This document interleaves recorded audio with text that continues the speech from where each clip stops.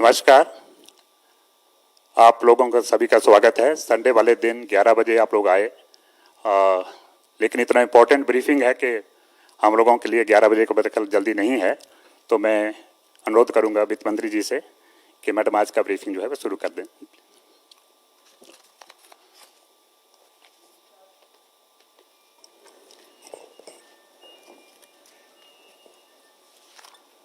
Namaskar and thank you for coming on a Sunday.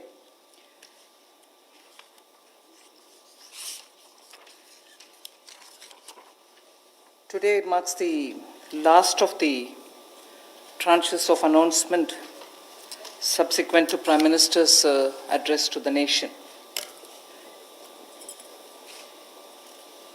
In fact, I'd like to start by quoting Prime Minister's some words of Prime Minister's speech that day, because what I'm planning to say today is very much pegged to that aspect of his speech.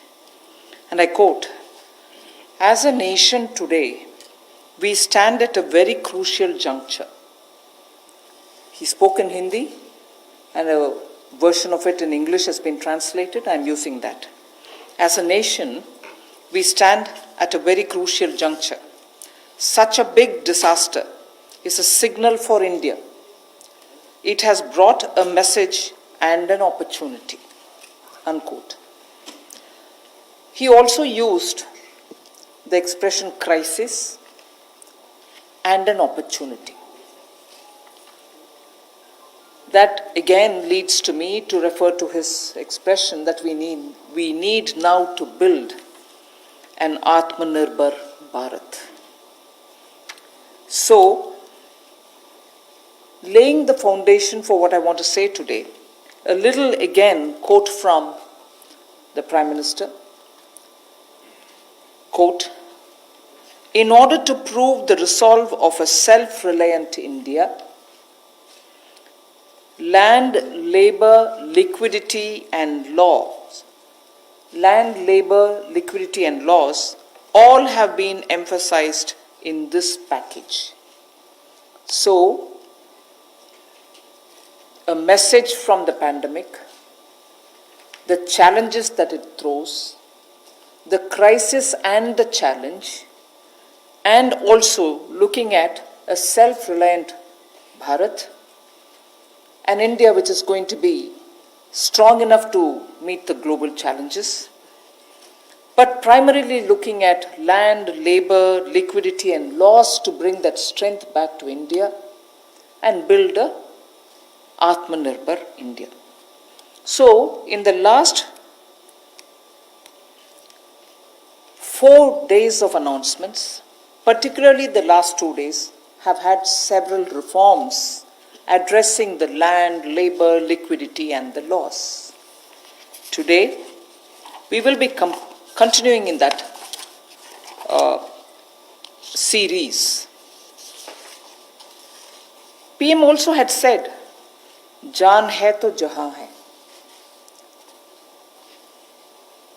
Soon after announcing the lockdown, we had come with the PM Garib Kalyan package in order to immediately reach out to those who wanted food, who need food.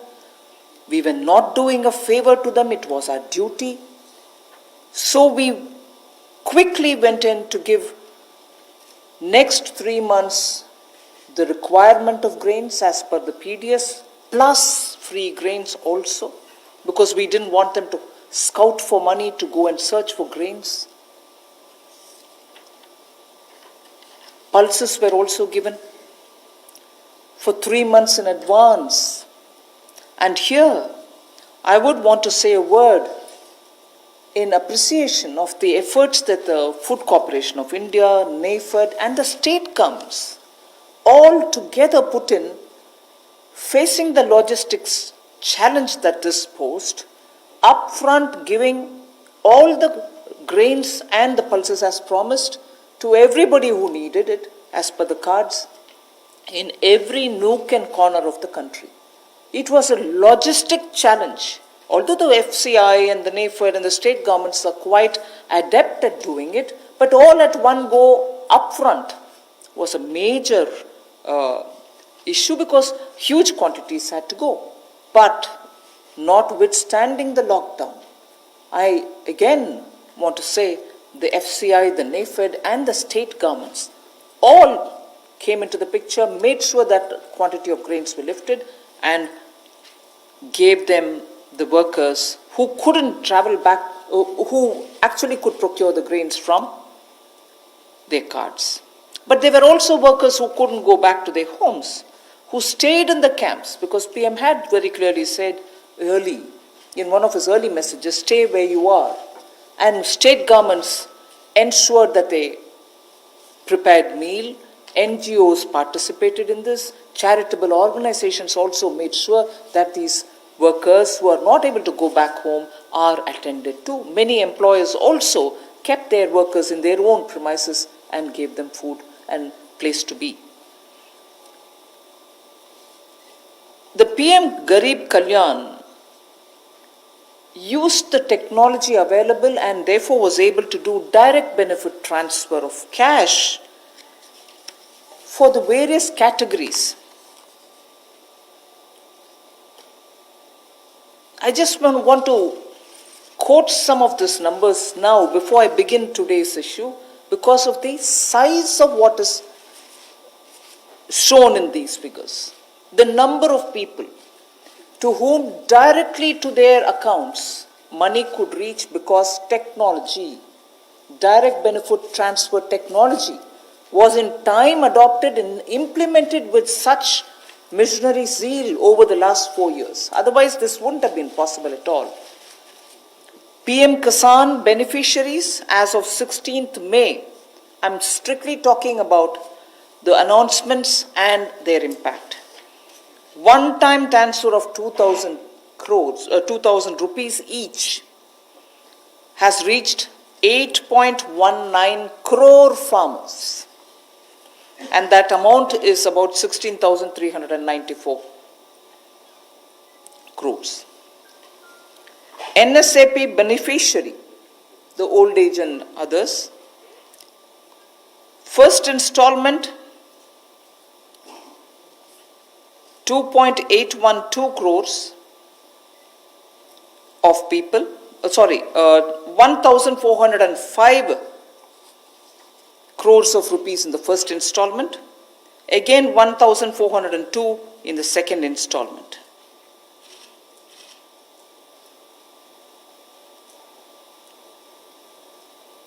The target was to give away 3,000 crores, and that's almost nearly achieved.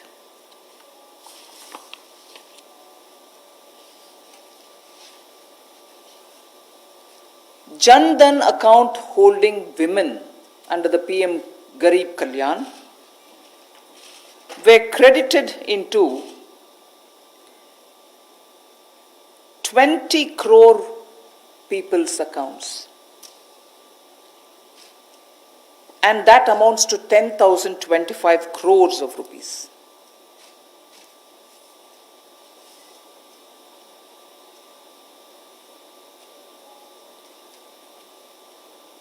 The building and construction workers received their financial support amounting to 3,950.35 crores, and their number, the building and construction workers' number, is 2.20 crores. Imagine each one of these numbers and their implication in terms of size. And all of them received the money directly into their accounts purely because DBT was possible. 6.81 Ujjwala Yojana cylinders have reached the beneficiaries, and they were free cylinders because we had promised up to 3 cylinders in those 3 months. To over 12 lakhs of EPFO members have benefited by the online withdrawal of non-refundable advance, and that amounts to 3,660 crores. So I can further go with the numbers, but just to highlight what the technology-driven DBT has given us at a time of emergency, a pandemic. And that is something which I want to draw your attention to. We immediately responded by giving food grains, cooking gas, cash where it was required, and immediately, that is. And most of them were front-loaded also.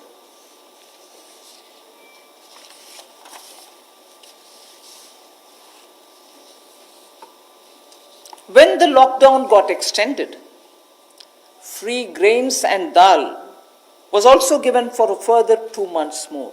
Free grains and dal was also given for 2 months more. And when it was really possible to have the workers go from the camps that they were in to their respective villages, trains were allowed, and state governments were requested to request for trains from the various stations that they wanted, so that once they brought the workers into that area, to that station, from that station they could be taken to their respective states. The cost of this travel, 85% of it was borne by the central government. The rest is 15% was with the state governments, 85% was borne by the central government. During the travel in the train, food was also given to the workers. So why am I elaborating all this? Just because, remember, jaan hai to jahan hai. So immediately, to make sure that the lives are given the first priority and attention, we ensured that this was extended. But now, it is important also to provide every support when in a changed post-COVID era, livelihoods will also have to come into their fullest play. So when the lockdown gets lifted, and when businesses, after facing severe, stressful conditions of business, will be coming back to say, can I start my work back again? Can I get my workers back? Or do I have the money to buy the raw materials? Is it enough for me to pay the wages which is due? All kinds of considerations are going to come up, and many of them may also wonder if they were reaching a stage of bankruptcy. So all this has been kept in mind when we are addressing the issues of land, labor, liquidity, and the laws. So today, and like the days earlier, the 4 days earlier, our attempt is to make sure that, like the way we gave in PM Garib Kalyan, we attend to Jaan, but also make sure that environment is all right now for everybody to start protecting their work, their businesses, their homes, and everything else. Today, I have 7 such steps to tell you, and the order in which I am saying them are: the first one is Mahatma Gandhi National Rural Employment Guarantee Scheme. Second is on health, and both in rural and urban. And together with it, I put an during the COVID period, education-related steps that have been taken. So that's a second. Third is on businesses and COVID. Fourth is on decriminalization of the Companies Act. Fifth is talking about ease of doing business and related matters. Sixth is on public sector enterprises related matters and the policy thereof. Seventh, state governments and resources related to state governments. So these are the steps which we are taking, 7 of them under these headings. And the last, of course, I will be coming to tell you about the 20 lakhs.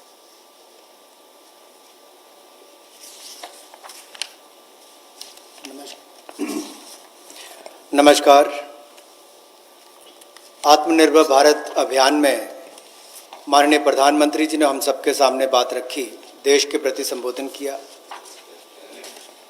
उसको देखते हुए हमने पिछले कुछ दिनों में वो कदम उठाए जो रचनात्मक और उपयोगी हों। We have taken steps which were constructive and productive, और योजनाबद्ध तरीके से हमने काम किया है। We have worked with a targeted approach in the last couple of months. और जैसा वित्त मंत्री जी ने कहा और माननीय प्रधानमंत्री जी ने भी कहा कि चुनौतीपूर्ण समय में भी संकट में अवसर देखने का काम किया है, और पिछले 5 दिनों में उन सबकी रूपरेखा आप सबके सामने रखी है। आत्मनिर्भर भारत का 20 लाख करोड़ का पैकेज और इसके साथ जो रिफॉर्म्स हम एक बड़ा बदलाव लाने के लिए और संबल प्रदान करने के लिए लाए हैं, वो पिछले कुछ दिनों में उसकी रूपरेखा हमने आपके सामने रखी। इस पैकेज में सभी वर्गों का ध्यान रखने का प्रयास किया गया है, चाहे वो किसान हो, बागवान हो, महिला हो, मजदूर हो, उद्यमी हो, युवा हो। इन सब के लिए ही, व्यापारी कर्मचारी तक के लिए भी उसका इसमें ध्यान रखा गया। और सबसे पहले ध्यान स्वास्थ्य की सुविधाएं देने के लिए प्रधानमंत्री जी ने घोषणा की थी। फिर प्रधानमंत्री गरीब कल्याण पैकेज को हम लेकर आए 1,70,000 करोड़ का, और उसमें भी अगर आप आज तक देखें तो सबसे पहले राशन देने का काम, अनाज देने का काम जो पूरे देश भर की राज्य की सरकारों और यूनियन टेरिटरीज के माध्यम से किया, तो 80 करोड़ लोगों को मुफ्त में 5 किलो गेहूं और चावल देने के लिए हमने इस योजना को लेकर आए, और इनके परिवारों को 1-1 किलो दाल देने का काम भी किया, और प्रति व्यक्ति 5-5 किलो गेहूं चावल। इसके अलावा गैस की कमी ना हो, ऐसे 6 करोड़ 81 लाख रसोई गैस के सिलेंडर, और इसमें 8,429 करोड़ रुपया इन बेनिफिशरीज के खाते में डायरेक्ट बेनिफिशरीज ट्रांसफर के माध्यम से किया गया है। किसानों के लिए पीएम किसान योजना के माध्यम से 8 करोड़ 19 लाख किसानों के खातों में 16,394 करोड़ रुपया ट्रांसफर कर दिया गया है। नेशनल सोशल असिस्टेंस प्रोग्राम जो वृद्ध, विधवा, अपंग के लिए किया जाता है, उसमें भी 2 करोड़ 81 लाख बेनिफिशरीज को 2,807 करोड़ रुपये अब तक ट्रांसफर कर दिया गया। कुल इसमें 3,000 करोड़ ट्रांसफर करना था। प्रधानमंत्री जनधन योजना खाते जो लगभग 20.5 करोड़ लोगों के हैं, महिलाओं के हैं, जिसमें शहरों में भी 2 करोड़ महिलाओं के खाते इसमें आते हैं, इसमें 40 करोड़ 54 लाख ट्रांसफर्स करके कुल 20,267 करोड़ रुपया ट्रांसफर कर दिया गया है। और building and construction fund 2 crore 20 lakh beneficiaries को 3,950 करोड़ रुपया ट्रांसफर कर दिया। अब प्रवासी मजदूर अपने घरों में वापस कैसे जाएं? रोज की 300 गाड़ियां हमने रेलगाड़ी उपलब्ध करवाई हैं। जिस राज्य ने जितनी मांग की उसको उतनी उपलब्ध करवाई जा रही है। और इसमें जो मजदूर वापस गए उसमें 85% पैसा केंद्र सरकार ने खर्च किया ताकि मजदूरों पर कोई बोझ ना आए। रास्ते में खाना दिया। मोदी जी ने जहां एक और राशन देने का काम किया 80 करोड़ लोगों को, वहीं पर रेल की सुविधा भी 85 करोड़ पैसा केंद्र की सरकार ने किया। अब जो 8 करोड़ प्रवासी मजदूर हैं उनके लिए भी 35 करोड़ रुपए की योजना अलग से लाए कि उनके लिए भी राशन की कमी कहीं ना हो। तो गैस सिलेंडर भी दिया है। ये अपने आप में दिखाता है हमने कहीं कमी नहीं रखी।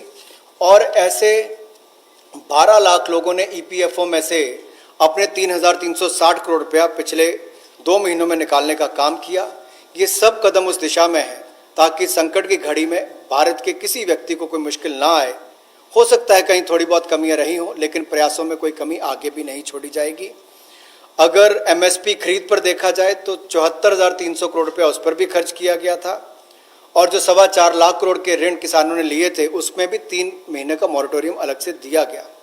86,000 करोड़ रुपये के ऋण किसानों को पिछले 2 महीनों में दिए गए ताकि उनको फसल के समय कोई दिक्कत ना आए, और राज्यों को भी पैसा हजारों करोड़ रुपये उपलब्ध कराया ताकि खरीद हो सके।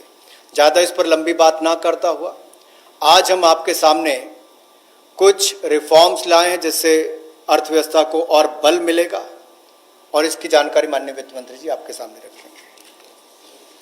So before I start on today's reforms and enabling measures, I would like to show what we have done in the last 2 months, particularly as regards containment of coronavirus, and also the way in which at that time businesses don't get affected by the compliance burden, and also make sure that children, school-going children, do have some technological support in conducting their classes, in having their classes conducted. So if we can start off with the slides. The health-related steps that have been taken are shown in this slide. 15,000 crores was declared by the Prime Minister as released, and from that 4,113 crores have been released to the states. Essential items of 3,750 crores were bought. Testing labs and kits were also brought in. Insurance cover, which is the most important thing there, insurance cover of 50 lakhs per person for health professionals under Pradhan Mantri Garib Kalyan Yojana was announced. Also making sure that telemedicine comes into play. There was a rollout of e-Sanjeevani, which is a teleconsultation service, and capacity building exercises have also been taken up through virtual learning modules. Then protection of health care workers required an amendment in the Epidemic Diseases Act, which is a fairly an old act, but amendments have been made. And one thing which the Prime Minister mentioned during his speech, which is worth recollecting, that this challenge gave us an opportunity to prove to the world that we can ramp up production of protection equipments. Today, we have more than 300 domestic manufacturers of PPE, and early when this whole epidemic came into existence and all of us really got ourselves to take preventive steps, there were not even one producer of PPE.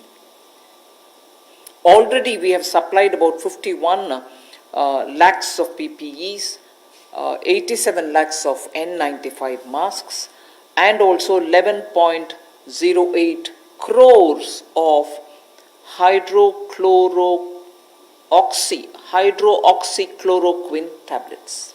So that is as regards the health related matters.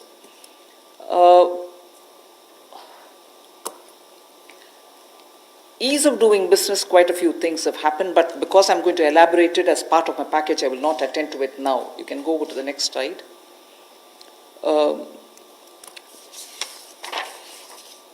This also is something which we've been doing during the COVID time, just to make sure that activities are initiated as regards ease of doing business. I'll again come back to it when I'm getting in to talk about the package. The next slide. This is important because during the COVID, compliance burden was going to be a matter of concern, and people had said, even if we had violated one or two, or because we couldn't attend to office, or because my necessary staff were not coming who were doing a compliance job, will action be taken against us. So today we have been joined by Secretary Corporate Affairs also. Timely action was taken to reduce the compliance burden under various provisions of the Companies Act. As well as that, companies could conduct, this is a very important technological advantage which we have used, like the DBT. We have said companies could conduct their board meetings, their EGMs and AGMs virtually, using technology through video conferences. And the latest order pertains to the fact that even rights issues can be done leveraging the strength of Digital India. This is a major step forward in corporate governance. So this is something which, because of the pandemic, the Corporate Affairs Ministry has been very proactive to engage with the companies and understand how best their problems could be sorted out. So that was a measure taken in such a context. Other than that, of course, 44% recovery has been achieved during that time since 2016 inception of IBC. The other details I can give you a bit later, but I think during the COVID, we made sure that industries don't suffer. The third one about what we've done during the first 2 months during the COVID crisis is a bit of using technology for education. Online education has been taken up in a big way. Schools are now using a lot of technology, but Swayam Prabha, which is a direct telecast mode that they have, direct to home channels have been used. 3 channels are already earmarked for school education. Now, another 12 channels are to be added to this. I am sure in schools in the rural areas also, this will be of great help, where schools can bring in technology to children, because irrespective of rural or urban, children love technology and they adapt very quickly to it. So the education, HRD, the education department, the human resource department, has made the best of this time to provide curriculum through technologically active media. So provision has been made for telecast of live interactive sessions so that teachers and students can watch what is going on, and these channels bring in experts from home through Skype. Also, they have tied up with private DTH operators like Tata Sky and Airtel to air educational video content. And this, of course, enhances the learning interest of children. So the states of India are coordinating to share airtime. 4 hours is given every day. States of India are also using it, and Swayam Prabha channels therefore will be telecasting education-related contents. 200 new textbooks are being added to e-Pathshala. पिछले कुछ महीनों में विशेष तौर पर जो पहली कदम माननीय प्रधानमंत्री जी ने कोविड-19 को लेकर उठाया था, वो देश के लोगों के स्वास्थ्य की चिंता को करते हुए 15,000 करोड़ की घोषणा की थी, जिसमें से 4,113 करोड़ रुपया राज्यों को रिलीज कर दिया गया है, दे दिया गया है। आवश्यक वस्तुओं पर 3,750 करोड़ रुपया दिया गया, खर्च किया गया। टेस्टिंग लैब और किट्स के लिए 550 करोड़ रुपया, और जो हमारे कोविड-19 के वॉरियर्स हैं, जो हमारे हेल्थ वर्कर्स हैं, उनको 50 लाख रुपए का बीमे की व्यवस्था माननीय प्रधानमंत्री जी ने की। और यही नहीं, डिजिटल इंडिया को आगे बढ़ाते हुए आईटी का उपयोग करते हुए ई संजीवनी टेली कंसल्टेशन सर्विसेज का हमने उसकी शुरुआत की और कैपेसिटी बिल्डिंग की, चाहे वो वर्चुअल लर्निंग मॉड्यूल्स की बात हो और आरोग्य सेतु ऐप, तो करोड़ों लोगों ने देश भर में इसको डाउनलोड किया और यूपीआई भीम की तरह एक ये भी बहुत सफल प्रयोग देश में रहा है, जिससे लोगों को लाभ मिल रहा है। और हम ट्रेस कर पा रहे हैं कि कोई व्यक्ति अगर कोरोना से संक्रमित है तो उसका भी आप कर सकते हैं, लोग सेल्फ असेसमेंट भी इसके माध्यम से कर सकते हैं। हमारे हेल्थ वर्कर्स के ऊपर हमला होता था, कोई लड़ाई झगड़े होते तो उनको सुरक्षा प्रदान करने के लिए डॉक्टर हो, नर्स हो, पैरामेडिकल स्टाफ हो, इसके लिए भी हमने एपिडेमिक डिसीजेज एक्ट में उसमें बदलाव किया। और इसके अलावा जो हम कहते हैं कि संकट में अवसर देखने की बात, तो एक बड़ा उदाहरण यहाँ पर नजर आता है कि जहाँ भारत में एक भी पीपी किट बनाने की कंपनी नहीं थी, आज 300 से ज़्यादा यूनिट हैं, 3 लाख से ज़्यादा पीपी किट्स एक दिन में बनाई जाती हैं और N95 मास्क भी लाखों के संख्या में आज भारत में प्रतिदिन बनाए जाते हैं। ये एक बड़ा बदलाव है। और HCQ टेबलेट्स भी लगभग 11 करोड़ का उसका उत्पादन किया गया। ये अपने आप में उस दिशा में कदम है। इसके अलावा जो हमने कंप्लायंस बर्डन में कमी शुरुआत में की थी, वो भी शुरुआत में एक कदम था, क्योंकि 31 मार्च नज़दीक आ रही थी, बहुत सारा दबाव कंपनियों पर रहता है। तो रिलेटेड पार्टी ट्रांजैक्शंस के जो प्रोविजंस थे उसका युक्तिकरण किया गया और कंप्लायंस बर्डन को कम करने के लिए इस कोविड-19 के समय बहुत सारे प्रावधान कंपनीज एक्ट 2013 में उसके अंतर्गत ये प्रावधान किया गया कि जो बोर्ड मीटिंग्स हैं, EGMs हैं, AGMs हैं, उनको आप टेक्नोलॉजी के माध्यम से कर सकते हैं। आपको व्यक्तिगत रूप से वहाँ पर उपस्थित नहीं रहना पड़ेगा। और एक बड़ा बात ये कि राइट्स इशू जो है अब उसकी लिस्टिंग भी डिजिटल इंडिया की लीवरेज करते हुए हम इसको ऑनलाइन कर सकते हैं। ये भी एक बहुत बड़ा कदम है। पीएम केयर्स का जो फंड क्रिएट किया है उसको भी सीएसआर में उसको हमने रिकॉग्नाइज किया है। जिस तरह से सरफेसी एक्ट और डीआरटी में पहले रिकवरी के प्रयास किए जाते थे, इंसॉल्वेंसी बैंक्रप्सी कोड में 2016 के आने के बाद इसमें दुगने से ज़्यादा रिकवरी हुई है। 221 केसों में 44% रिकवरी इसमें हुई है। एडमिटेड क्लेम्स जो है वो लगभग 4,13,000 करोड़ के हैं और जो वसूली योग्य रकम है वो लगभग 1,84,000 करोड़ है। और जो 13,556 केसेस हैं उसमें लगभग 5 लाख करोड़ रुपया एडमिशन से पहले ही जो ऐसे उसकी अमाउंट थी उससे पहले विड्रॉ इतने केसेस को कर लिया गया। ये भी एक बहुत बड़ी बात उस दिशा में है। शिक्षा के क्षेत्र में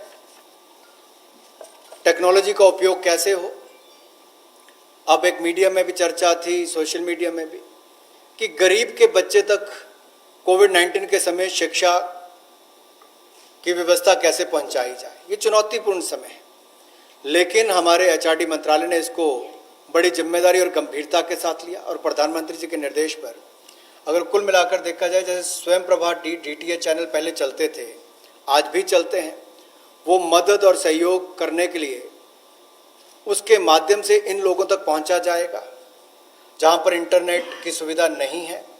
और इसके लिए 3 चैनल्स को चिन्हित कर लिया गया है शिक्षा प्रदान कराने के लिए और 12 और नए चैनल्स को इसमें जोड़ दिया जाएगा।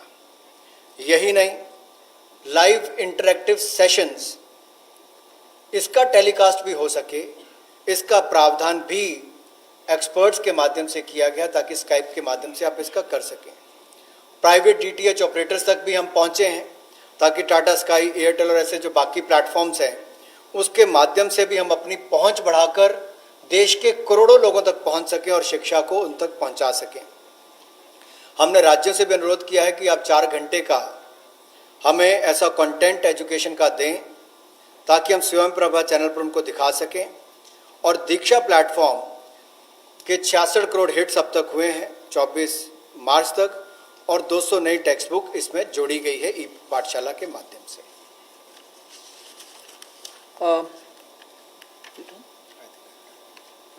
We move to the first of the 7. The budget estimate for Manrega, Mahatma Gandhi National Rural Employment Guarantee Scheme, was 61,000 crores. We know, and I yesterday referred to it, even day before we spoke about it, a lot of workers are going back to their villages and we've made provision so that they can also join in if they want to enroll in Manrega. So, government will now allocate an additional 40,000 crores.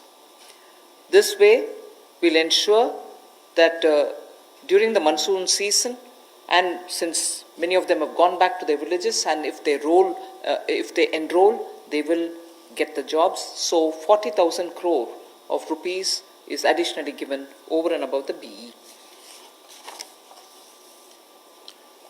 माननीय प्रधानमंत्री जी ने जहां प्रवासी मजदूरों को अनाज देने के लिए चिंता की, वापस जाने के लिए ट्रेन का 85% तक खर्चा केंद्र सरकार ने उठाया, रास्ते में अनाज राशन भी दिया, खाने की व्यवस्था भी की।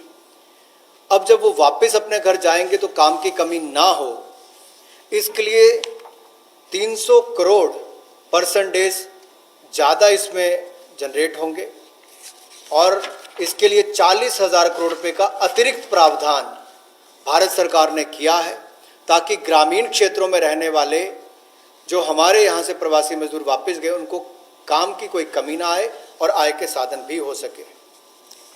We now go to the second, which is ramping up the health infrastructure. After all, as I said, if there was this crisis, if there was this challenge, we also should see the opportunity and be ready to face any future emergency situation that may arise.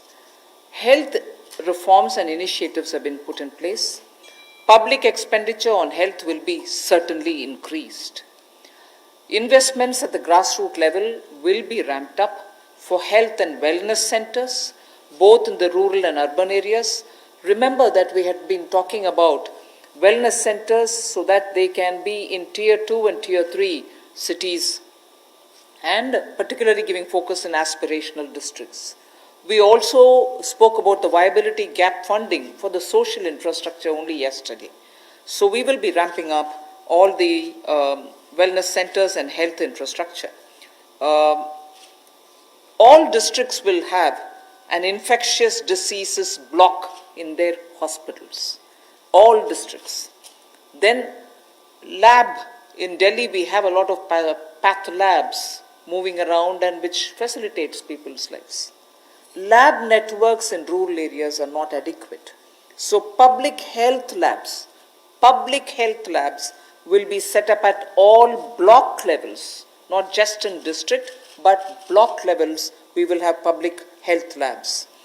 So I recall Prime Minister did say this pandemic is a challenge, this or any pandemic. If at all it poses a challenge, we need to be ready, Atma Nirbhar, in hospitals, at the block and at the district levels. So there is a lot of emphasis being now given for setting up hospitals and also labs, diagnostic labs and testing labs, both with private and public funded opportunities. स्वास्थ्य के क्षेत्र में हम जो नए reforms या initiatives लेने वाले हैं उसमें ये भी प्रयास है कि ग्रामीण स्तर पर, जमीनी स्तर पर हम ऐसी सुविधाएं उपलब्ध कराएं, ऐसा आधारभूत ढांचा स्वास्थ्य के क्षेत्र में बनाएं जो आपको स्वास्थ्य की सुविधा तो दे, लेकिन महामारी वाली परिस्थिति में भी वो लड़ने की क्षमता रखता हो, उसमें उस तरह की सुविधाएं आने वाले समय में बने।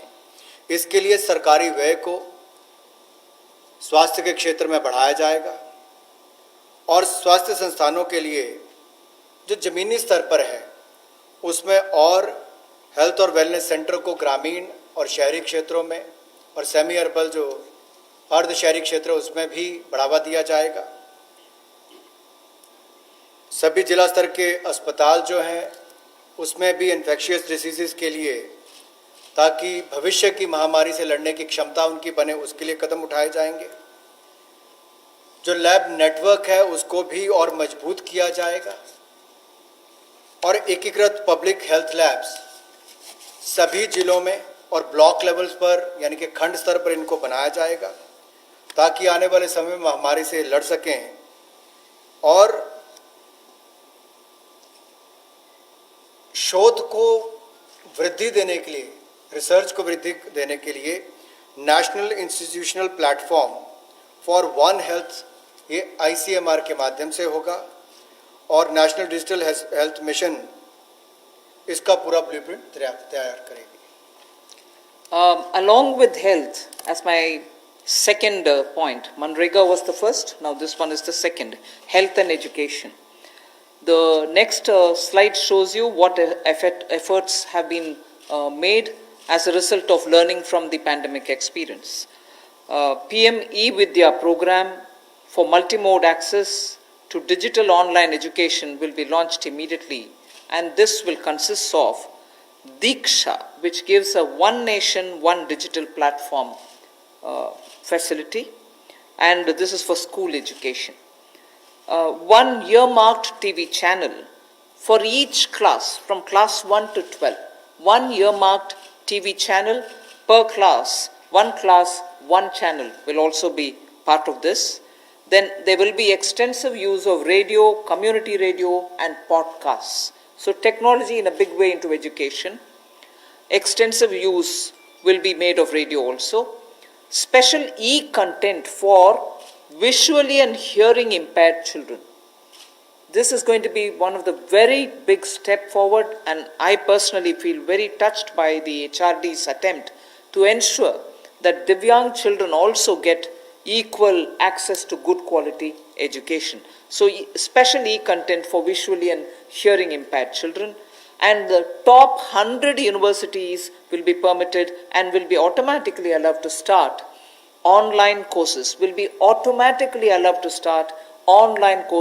by 30th May 2020. I remember speaking about this particular aspect during the budget also. Then, of course, one very important thing, there are two other points, but I will just briefly refer to Mano Darpan. I think this is a great initiative, considering that during this lockdown period also, many students required support, psychological support, because lockdown was new to them. There was this fear, don't go anywhere, don't touch anybody, don't speak to anybody, don't take anything from anybody else.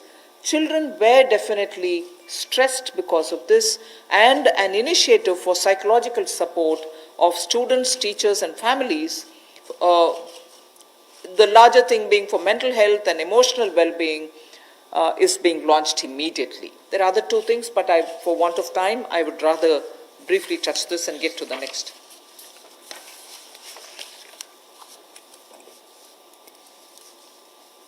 Technology driven शिक्षा कैसे हो, इसके लिए भी कोविड-19 के समय कुछ कदम उठाए जा रहे हैं। पीएम ई विद्या प्रोग्राम जो मल्टी मोड एक्सेस जिसका होगा डिजिटल और ऑनलाइन एजुकेशन के लिए, इसको भी जल्द इसकी शुरुआत की जाएगी, जिसमें दीक्षा ये हमारे स्कूल एजुकेशन के लिए राज्यों और यूनियन टेरिटरीज में ई कंटेंट और क्यूआर कोडेड ये जो टेक्स्ट बुक्स है सभी ग्रेड्स के लिए उपलब्ध कराएगा।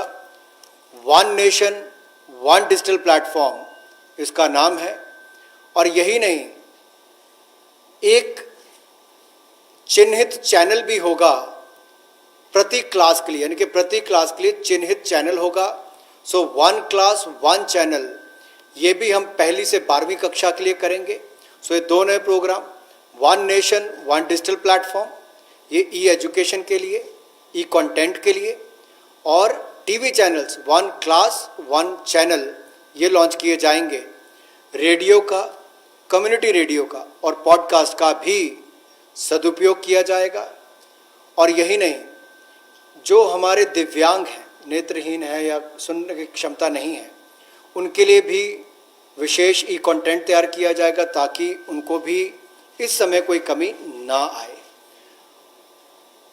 जो 100 विश्वविद्यालय टॉप 100 यूनिवर्सिटीज़ हैं, उनको भी अनुमति दी गई है ताकि वो ऑनलाइन ऑटोमेटिकली अपने कोर्सेज की शुरुआत कर सकें।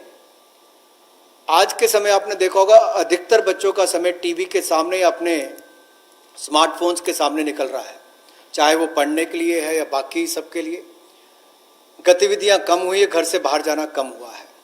तो साइकोलॉजिकल सपोर्ट के लिए, स्टूडेंट्स के लिए, टीचर्स के लिए, परिवारों के लिए, मेंटल हेल्थ के लिए मनोदर्पण प्रोग्राम को भी चलाया जाएगा और उनकी वेलबींग का ध्यान रखा जाएगा। इसको जल्द शुरुआत करने जा रहे हैं। We move to the third of the 7 steps that we're talking about. This is about IBC related matters, where many businesses have got severely affected, particularly during this lockdown and also the COVID pandemic. Debts related to COVID shall be excluded from default under the IBC. This is a change which we are going to make, that any debt which is incurred or indebted situation that comes up for companies because of coronavirus, they shall not be included in the category of default. Then no fresh insolvency procedures or proceedings will be initiated up to 1 year. At the moment, I think the MCA has extended it to 6 months. We intend extending it even by another 6 months because, after all, when the lockdown gets lifted immediately, you're not sure how much of business will get restored. So, no fresh insolvency proceedings will be initiated up to 1 year. For MSMEs, which is again an important step, for MSMEs, a special insolvency framework will be notified under Section 240A of the IBC. One other thing which will benefit the MSMEs is the minimum threshold to initiate insolvency proceedings is now raised to 1 crore from 1 lakh which will therefore insulate the MSMEs.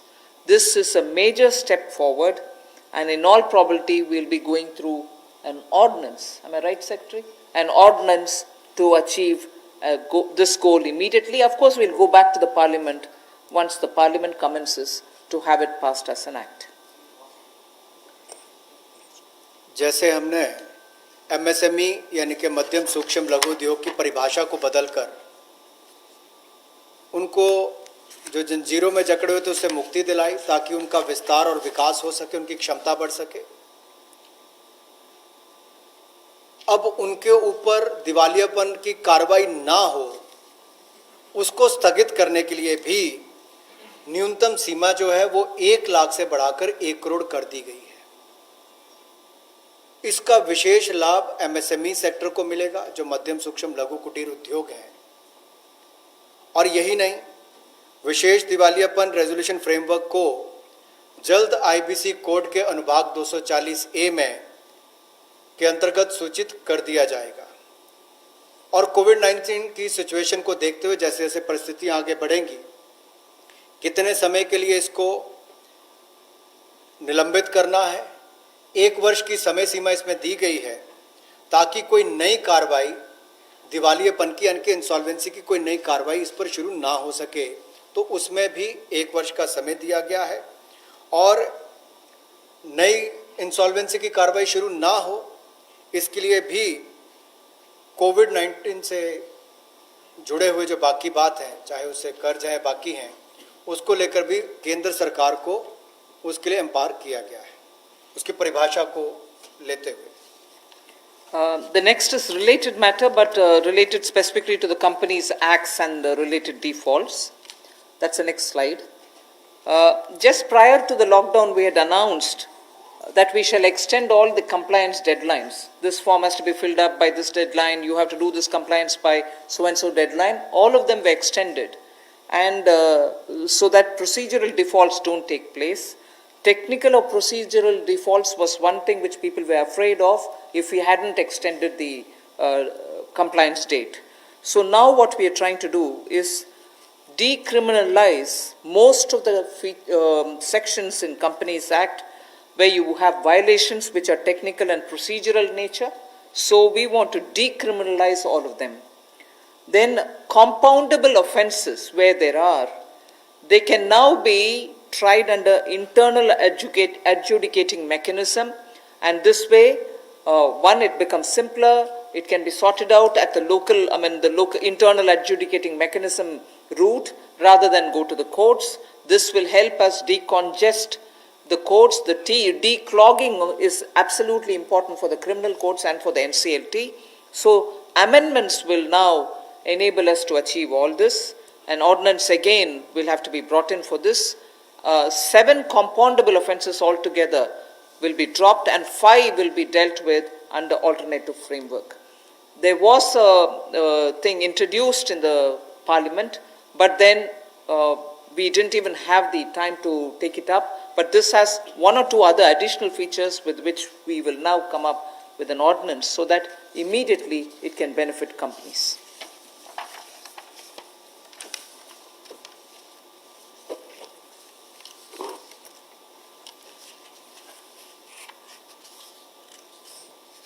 जो छोटे तकनीकी और प्रक्रियात्मक चूक होती है उसको अब अपराधीकरण की सूची में से निकाल दिया जाएगा। यानी कि छोटे मोटे तकनीकी या प्रक्रिया में आपसे कोई चूक रह जाती तो पहले उसमें क्रिमिनलाइज उसके रूप में देखा जाता था, अब उसको डीक्रिमिनलाइज कर दिया गया है। जैसे आपने CSR की रिपोर्टिंग में कई कमी रह गई, या आपकी बोर्ड रिपोर्ट में छोटी मोटी कमी रह गई, फाइलिंग के समय डिफ़ॉल्ट हो गया, AGM की होल्डिंग में थोड़ा डिले हो गया, तो अब इन सबको से बाहर कर दिया गया है ताकि इसको उसमें अपराधीकरण की सूची में ना रखा जाए।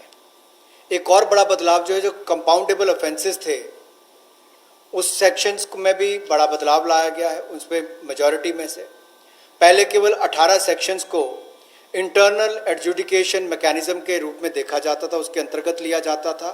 अब उसको बढ़ाकर 58 कर दिया है, यानी कि 40 और इसमें जोड़ दिए गए अब इन सबको कंपाउंडेबल ऑफेंसेस के रूप में नहीं देखा जाएगा, इसको इंटरनल एडजुडिकेशन मैकेनिज्म में लिया जाएगा और जो रीजनल डायरेक्टर है उसकी पावर्स को भी बढ़ा दिया गया है। तो इसमें कंपनीज की हरासमेंट भी कम होगी और काम करने का ईज ऑफ डूइंग बिजनेस में भी बल मिलेगा। और जो हमारे न्यायालयों पर और एनसीएलटी पर दबाव रहता था केसेस का, अब कम केसेस उनमें जाएंगे और उसको भी लाभ मिलेगा। जो 7 कंपाउंडेबल ऑफेंसेस हैं उनको पूरी तरह से ड्रॉप कर दिया गया है और 5 को अल्टरनेटिव फ्रेमवर्क के रूप में लिया जाएगा। The next one also relates to the corporate affairs. In order to make it easier for companies, there are several features, but I'll highlight only 2 of them. The rest will be shared to you. First is, this will help companies to directly list their securities in foreign jurisdictions. So now companies can list their securities directly in foreign jurisdictions. So this is one big step forward for Indian companies. And then second, listings of non-convertible debentures on stock exchange will not be regarded as those companies as listed companies. So if companies were to just put their non-convertible debentures in the stock exchange, it doesn't mean that they become listed companies. So these are 2 steps, but of course there will be more which will be shared to you. You will be able to get the further details on it. For want of time, I don't want to spend more time on it.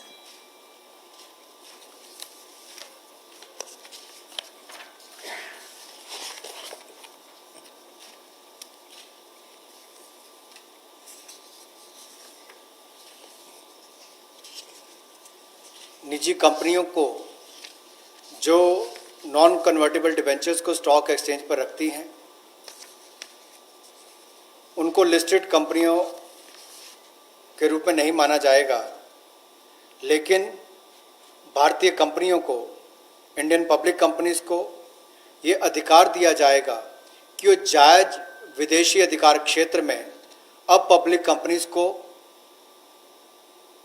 Directly list करवा सकती हैं, securities को directly list करवा सकती हैं, उसकी अनुमति उनको दी जाएगी। The next one relates to a major step in that we would like to announce a public sector enterprise policy.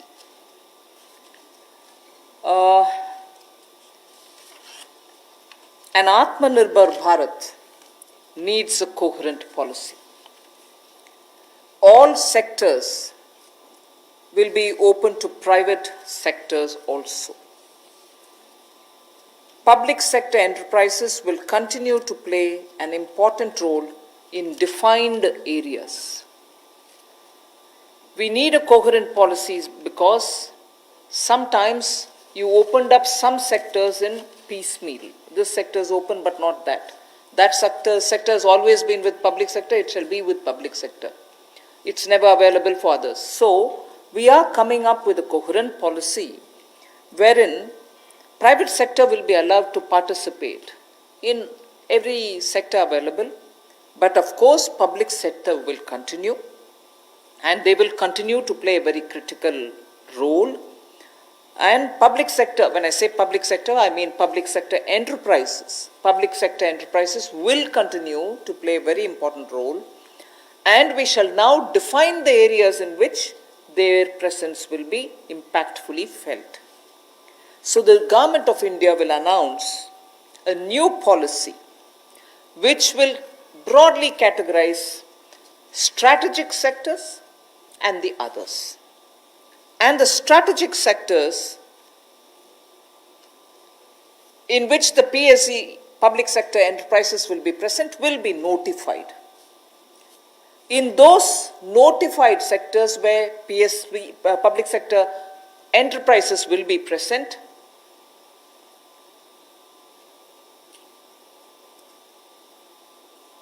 at least one public sector enterprise will be present.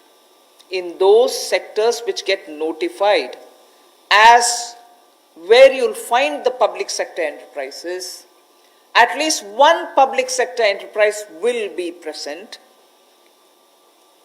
whilst private will also be allowed to play their role in it. However, in those sectors which get notified as strategic sectors in which public sector enterprises will be present, only 1, 2, 3 or 4 public sector enterprises will be present. In the sense, not more than 4 public sector enterprises will be there in that strategic sector notified for the presence of public sector enterprises. So if a sector is notified, and in that if there are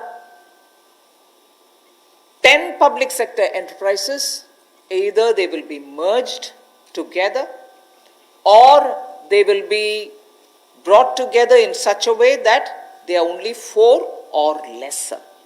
So there won't be mushrooming public sector enterprises in those notified strategic sectors. So in the notified strategic sectors, definitely public sector undertakings or enterprises will be present. But private sector will also come in. But imagine a particular sector which is notified as strategic. If there are too many public sector enterprises, they will either be brought together to form bigger public sector enterprises, and in that process we will not have more than 4 of them. They can be lesser than 4, but not beyond 4 public sector enterprises in those notified strategic area. Private sector can slowly come in and be present and compete in every sector, but the detailed policy will soon be opened up and issued.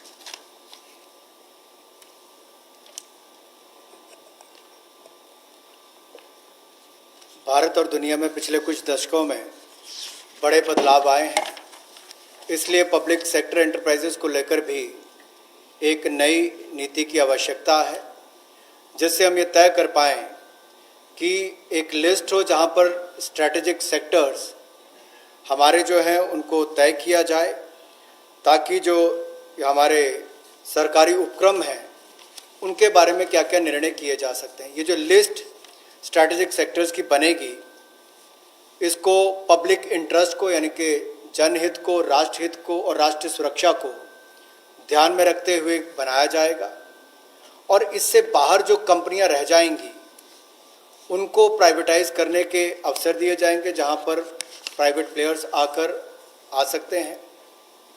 चाहे इनके mergers की बात हो, विलयीकरण की बात हो, वो भी किया जा सकता है, इनकी कैपेसिटी बिल्डिंग के लिए भी। और पीएससीज को प्राइवेटाइज करने के लिए समय पर, जब उचित समय होगा, बाजार को देखकर कि कब इसका निजीकरण करना चाहिए, मार्केट के हालात और प्रशासनिक साध्यता को देखकर जनहित में वो भी लिया जाएगा। और ये जो लिस्ट है पीएससीज की, इसको तैयार किया जाएगा, लेकिन स्ट्रैटेजिक सेक्टर्स में कम से कम एक ये पब्लिक सेक्टर एंटरप्राइज सार्वजनिक उपक्रम बना रहे, इसके लिए हम लगातार नीति में रहेगा, और बाकी प्राइवेट सेक्टर भी उसमें आकर काम कर सकते हैं, इसकी अनुमति उनको होगी। तो कुल मिलाकर जब विलय कर, जैसे हमने बैंकों को 4 को 1 कर दिया, तो उनका जो वेस्टफुल एक्सपेंडिचर है वो भी कम होता है।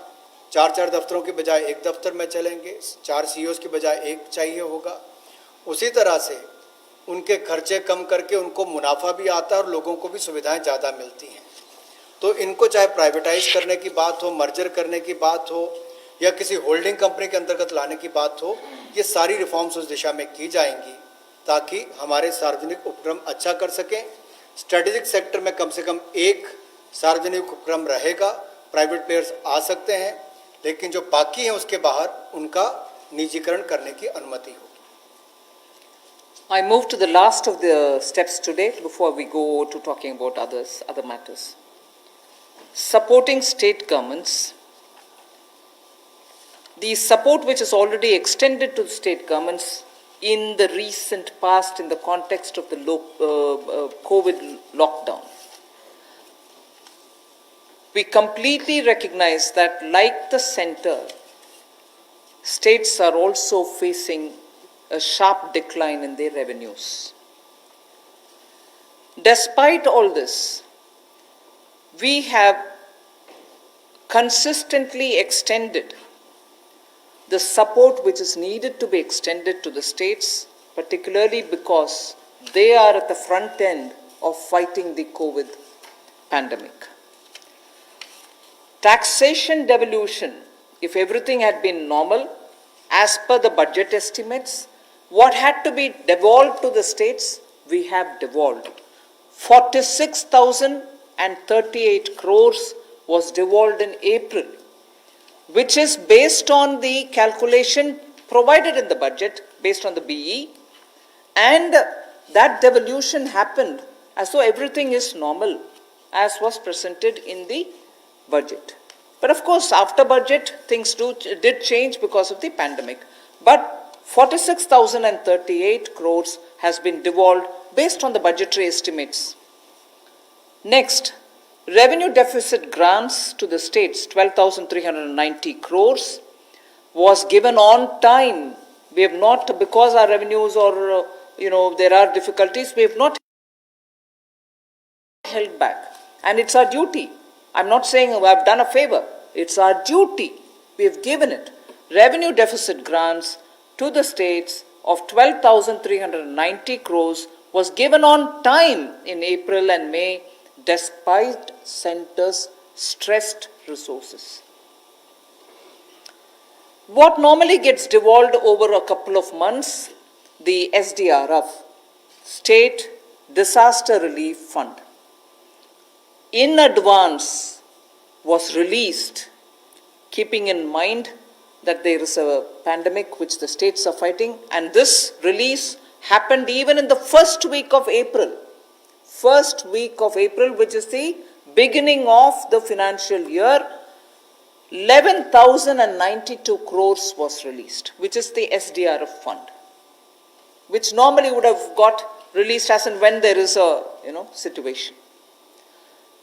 Health Ministry has separately from its side released 4,113 crores so that anti-COVID activities can be funded. So that's also happened. And on center's request, and I say this way because together with the secretaries, we had a video conference with the RBI, and during that RBI video conference, we had requested the RBI, which of course is their business and their terrain, but we did request, and I'm grateful that the governor and his team of officers had very readily agreed the ways and means advance limits to states has increased by 60%. Oh, increased to? By 60%. So RBI, I'm happy to say, RBI in a very timely step has increased ways and means advance limits for the states by 60%. RBI also increased the number of days states can be in continuous overdraft position from 14 days, which is normal, to 21 days. So the continuous overdraft they can remain now, not just for a fortnight, but 3 weeks. Also the number of days, the overdraft facility that they can have, number of days that a state can be in an overdraft situation in a quarter has been raised from 32 to 50 days. So nearly more than half the time, even if you're in overdraft position, Reserve Bank is okay with it. So these things had happened, and I wanted to say this is the support which we've already, because we understand states are the ones who are fighting at the forefront in containing COVID. We have not in any way hesitated to do what we are expected to do, although even we are under stress. We move to the next. Continuing with the supporting state governments. States have a net borrowing ceiling, which is about 6.41 lakh crores based on a 3% of GSDP They can borrow up to 3% of their state's gross domestic product. 75% of was authorized already by us. You can go ahead borrowing that 3% amount. Today, I'm just stating a matter of fact. States have only so far borrowed only 14% of that limit which is authorized for them. They can always in the first half of the year borrow 50%. But we said you go ahead borrowing further for the first half, 75% also you borrow right at the beginning. But I'm just stating a matter of fact position that states have so far borrowed only 14% of the limit which is authorized to them. 86% of the authorized borrowing limits remain unutilized as of now.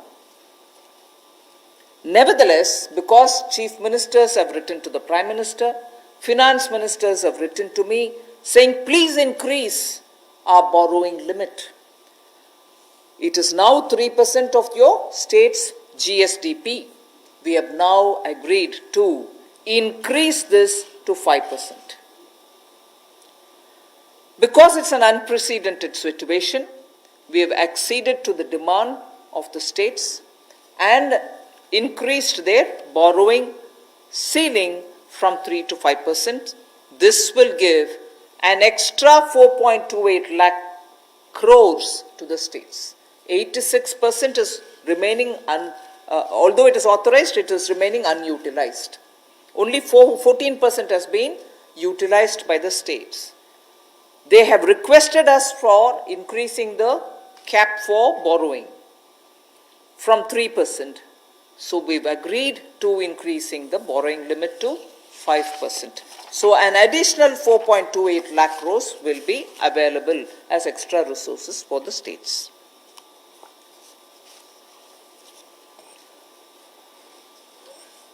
हाल ही में राज्य और केंद्र की आय में भी भारी कमी आई है और जब इस महामारी के समय में दोनों को ही बहुत आवश्यकता है तो इस समय में केंद्र ने लगातार खुले दिल के साथ राज्यों की मदद करने का काम किया है जो हमारी जिम्मेदारी है। और यही नहीं, जो डेवोल्यूशन ऑफ टैक्सेस है, अप्रैल के महीने में 46,038 करोड़ रुपया ये राज्यों को दिया गया और ये जैसा हमने बजट एस्टिमेट्स में पूरा प्रावधान किया था, लेकिन अभी किसी को पता नहीं अगले कुछ महीने कैसे जाएंगे। हमने उसी को ध्यान में रखते हुए 46,038 करोड़ रुपया ये डेवोल्यूशन ऑफ टैक्सेस के रूप में राज्यों को दिया है। हालांकि हमारे अपनी उसमें डिक्लाइन हुई है, उसमें चलते हुए भी जो रेवेन्यू डेफिसिट ग्रांट है ये भी 12,390 करोड़ रुपया अप्रैल के महीने में और मई के महीने में दिया गया। हमारी अपनी आर्थिक संकट थे उसके बावजूद दिए गए हैं। और स्टेट डिजास्टर रिस्पांस फंड ये भी अप्रैल के पहले हफ्ते में 11,092 करोड़ रुपया राज्यों को दिया गया। 4,113 करोड़ रुपया हेल्थ मिनिस्ट्री के माध्यम से डायरेक्ट एंटी कोविड एक्टिविटीज के लिए दिया गया। और जो माननीय वित्त मंत्री जी ने और हमारे बाकी अधिकारियों ने आरबीआई से वीडियो कॉन्फ्रेंस के माध्यम से आरबीआई गवर्नर से अनुरोध किया था कि राज्यों की वेज एंड मीन्स एडवांसेस को उसकी लिमिट को बढ़ाया जाए। हमारी जो मांग थी और जो राज्यों की भी मांग थी, ये तो राज्यों की मांग के अनुरूप या उससे ज़्यादा भी हमने वेज एंड मीन्स एडवांसेस की लिमिट को 60% बढ़ाया है। और जो नंबर ऑफ डेज कि कितने दिन तक लगातार राज्य ओवरड्राफ्ट रख सकते हैं उस सीमा को भी 14 दिन की बजाय 21 दिन किया गया। और एक तिमाही में कुल कितने दिन आप ओवरड्राफ्ट रख सकते हैं उसको भी 32 दिन से बढ़ाकर 50 दिन किया गया है। एक तिमाही में 50 दिन तक ओवरड्राफ्ट अब राज्य रख सकते हैं। उस दिशा में भी ये केंद्र ने जो अनुरोध आरबीआई से किया था वो सब उन्होंने किया है, इसलिए हम उनका शुक्रिया भी अदा करते हैं। अब जो नेट बोरिंग की बात आती है उसमें राज्यों ने मांग की थी कि जो उनका सकल राज्य घरेलू उत्पाद है उसके 3% की बजाय, यानी कि उनके जीएसडीपी के 3% की बजाय उससे बढ़ाकर उनको अवसर दिए जाए। तो इसमें भी माननीय वित्त मंत्री जी और प्रधानमंत्री जी ने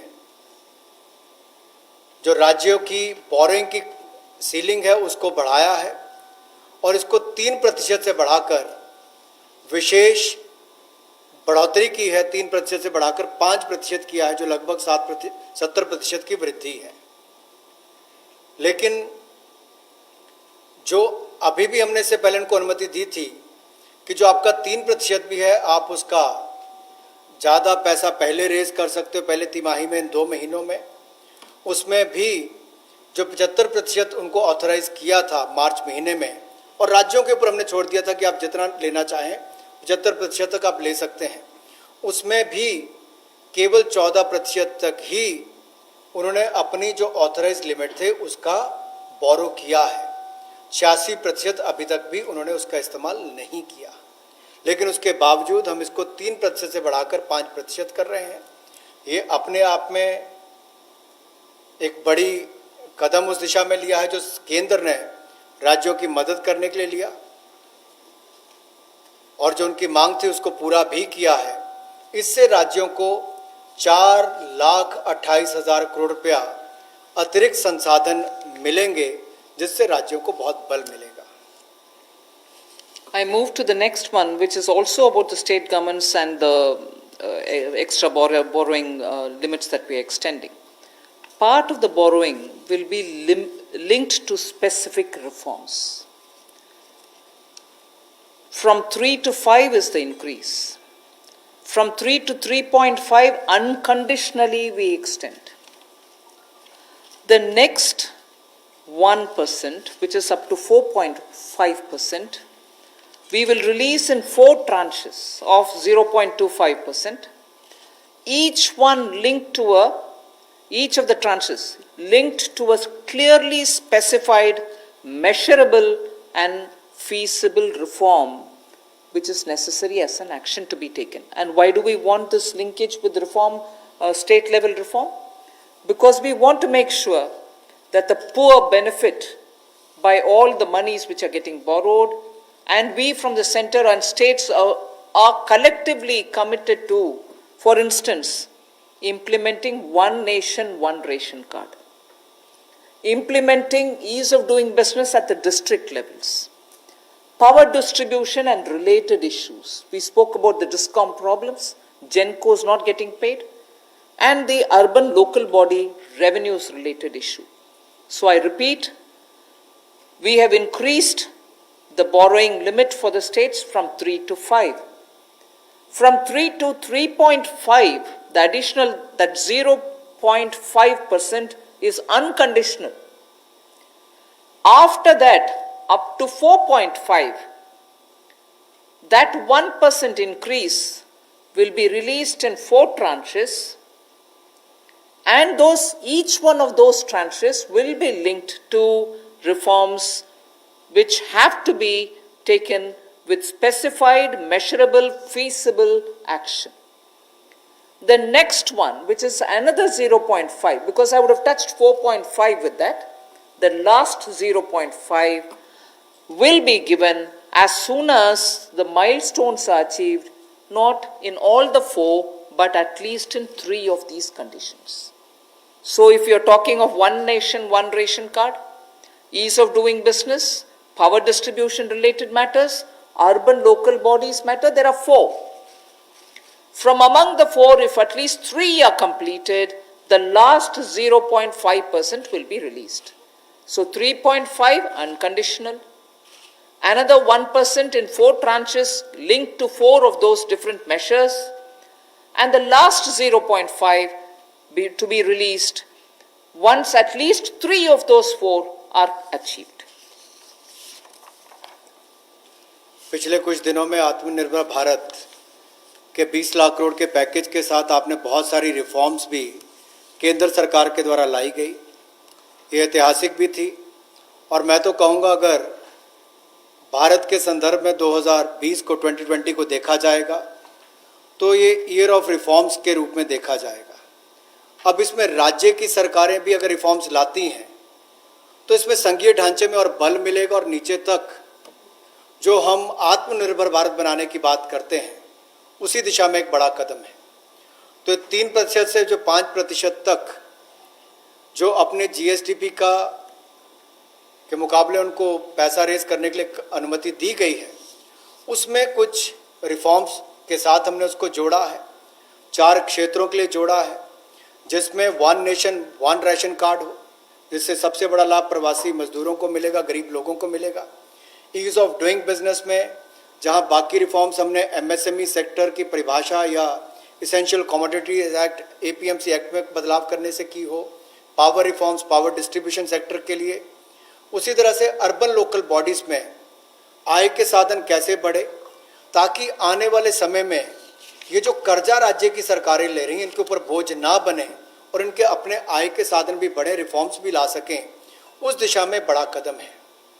जैसा केंद्र सरकार ने रिफॉर्म्स लेकर आए, मेरा मानना है इन रिफॉर्म से भारत में रोजगार, स्वरोजगार, कारोबार और आविष्कार के बहुत सारे अवसर बनेंगे, नए अवसर उत्पन्न होंगे।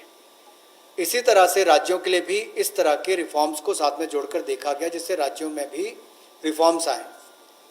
तो इसमें जो पहला 0.5% है यानी कि आधा प्रतिशत है वो अनकंडीशनल है, उसके लिए कोई कंडीशन नहीं है। जो बाकी 1% है उसको 4 किश्तों में, जो 4 हमने परिवर्तन करने के लिए रिफॉर्म्स करने की बात कही, उनमें 4 में से अगर 3 भी आप कर लेते हैं तो आपको 1% उसका रिलीज कर दिया जाएगा 0.25 की ट्रांचेस में। Yeah. One small correction. Ji. That 1% will be released in 4 tranches for dealing with those 4 reform steps: one ration, one card, ease of doing business, power distribution, and urban local bodies. So that 1% goes in tranches of 0.25 for each of these tied to the reforms. After at least 3 are done, then you get the last 0.5. धन्यवाद। ये जो 4 reforms की बात कही गई, जब आप इस माइलस्टोन को अचीव करेंगे तो 0.25% के हिसाब से आपको उसको मिलेगा जो 1% आपका बनता है। और जब आप इन सब को कर लेते हैं उसमें से 3 भी आप माइलस्टोन्स को अचीव करते हो तो आपको 0.5% यानी कि आधा प्रतिशत आपको एक इंसेंटिव के रूप में दिया जाएगा। तो कुल मिलाकर 5% की आपको ये लाभ मिलेगा। Before we go to the next slide, I just want to now say, I've finished with all the 7 steps that I have to say. I'm now going to just show you from the time Pradhan Mantri Garib Kalyan was announced, what are the kind of measures we have taken in numbers.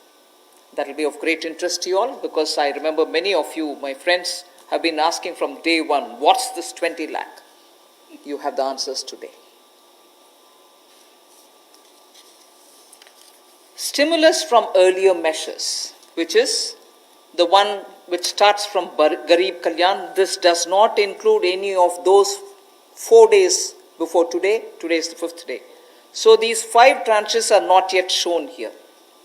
Revenue lost due to tax concessions which were announced as of March 22nd is about 7,800 crores. I'm not getting into the details now.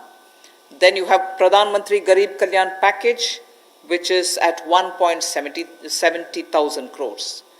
And then the health sector announcement, which was 15,000 crores, totaling to 1,92,800 crores. I can see a lot of our friends sitting up, getting to the edge of their seats. We are giving you all the details, not to worry. Okay, so this is before we even started talking about the 5 tranches. This is before the Prime Minister even spoke about a stimulus package. And this actually leads to all those poor need food, poor should not be hungry, poor should have at least some money in hand, poor should be given medical help, they should be treated for preventing COVID, they should be attended to, they should have, if they are staying in camps, food to be given and so on. And also for those small businesses who can't do compliance and so on. So this is part of the stimulus, although it came before Prime Minister's speech. So Nathan, you're all right with me going over to the next few slides? All of you are all right? Okay. We now go tranche by tranche. The next slide will show you, when I say part 1, it means tranche 1. Okay? Emergency working capital facility for businesses, including the MSMEs, 3 lakh crores, where we are giving 100% guarantee. Subordinate debt for stressed MSMEs, again Government of India guarantee, 20,000 crores. Funds of funds for MSME, that is up to 50,000 crore.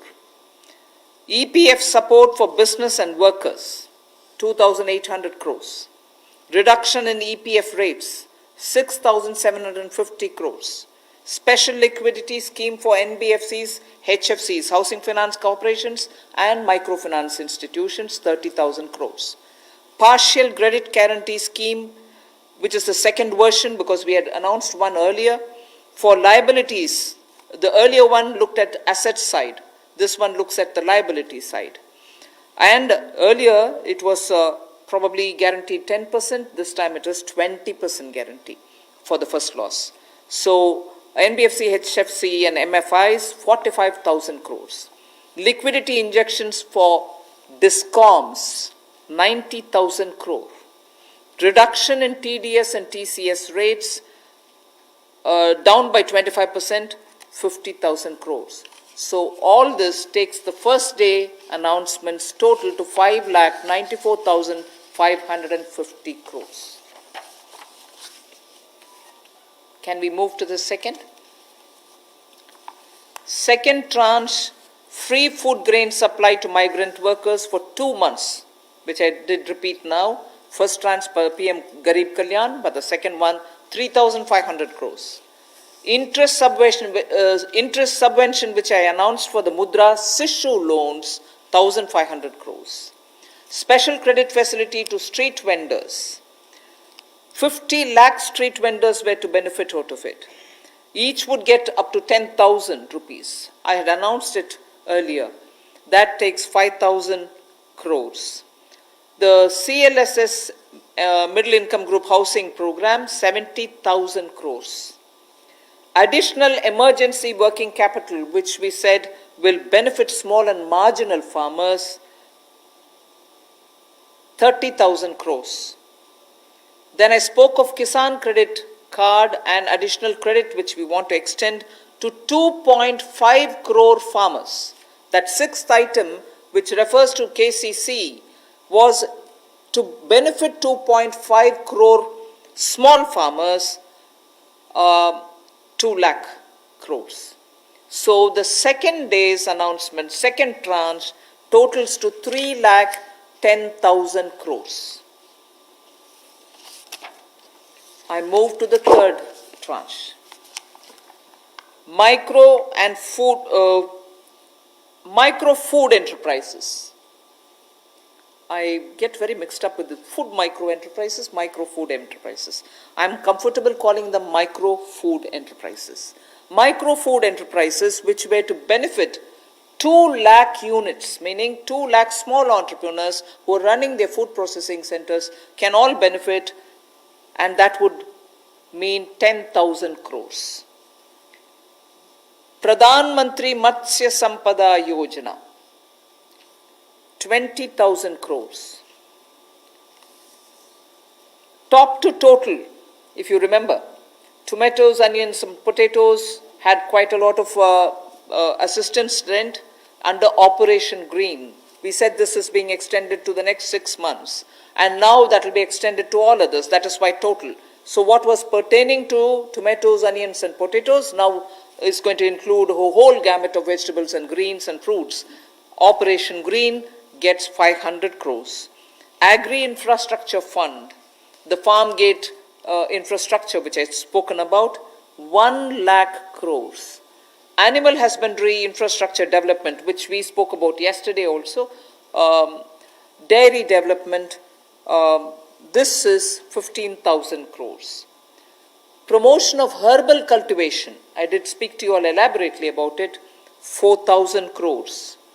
A small but a very essential from the point of view of agri-life. Agri-life is now desperately in need of pollination agents. Beekeeping initiative, 500 crores. So, Tranche 3, the third set of announcements which were made after Prime Minister's self-reliant India, Atmanirbhar Bharat, the third announcement, totals to 1,50,000 crores. I put together 4 and 5. The fourth tranche and the fifth tranche are going to be shown together. The viability gap funding for social infrastructure, 8,100 crores. The additional Manrega, which I have announced today, 40,000 crores over and above the BE allocated 61,000 crores. So 40,000 crores for additional Manrega totals for 48,100 crores. So now can we go to the total of all the 5 plus the one earlier announcement put together? 20 lakhs 97,053 crores. 20 lakhs and 97,053 crores. Of which the categories are clearly available. Part 1 means Tranche 1, Part 2 is Tranche 2, Tranche 3, Tranche 4 and 5 put together. Earlier measures including PM Garib Kalyan Yojana, which was shown earlier also. And here I bring in the actual utilized monies from the RBI's measures, which is 8,01,603. They may have announced over 9 lakhs plus. RBI may have announced 9 lakh plus, but actually utilized, because we are talking about liquidity going to the people.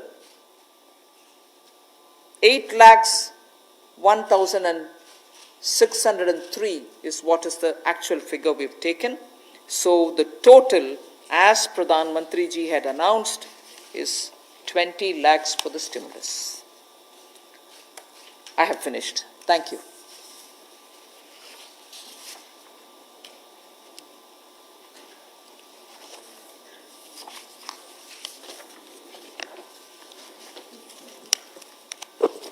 Friends, I think इतना detail में देने के बाद I'm seeing almost everyone is ready with a question, and today incidentally I have got maximum question online also. So we will take some online questions and some from the hall. Madam, this first question is online. Do we expect more bank mergers in view of the privatization? If yes, when will the new mergers start? Bank mergers, private. No, we have not announced anything. So we Mergers have not announced anything. Number 14. I'm Timsi this side from CNBC TV 18. Few clarities on the state finances. You said that government has hiked the borrowing limits along with the details of how they can borrow. Does this mean it will also help has government increased the fiscal deficit of the states under the FRBM from 3% to 5%? Also, states are expecting some of their pending dues when it comes to the GST compensation dues, etc., which are pending of the previous fiscal. By when can they expect that? And on the company affairs, is there more which is coming, because companies are requiring a lot more clarity and a lot more relaxations when it comes to their corporate governance norms, which they are unable to meet due to the current COVID situation? The companies thing, I think we are continuously addressing it as and when things are required. Prior to COVID, we did address a lot of criminality-related matters. During COVID, I've explained to you. We'll keep on continuous interaction with companies and we'll address those concerns which they come periodically. On the state's dues, I think we are periodically talking about it. GST dues is very clearly explained in the GST Council.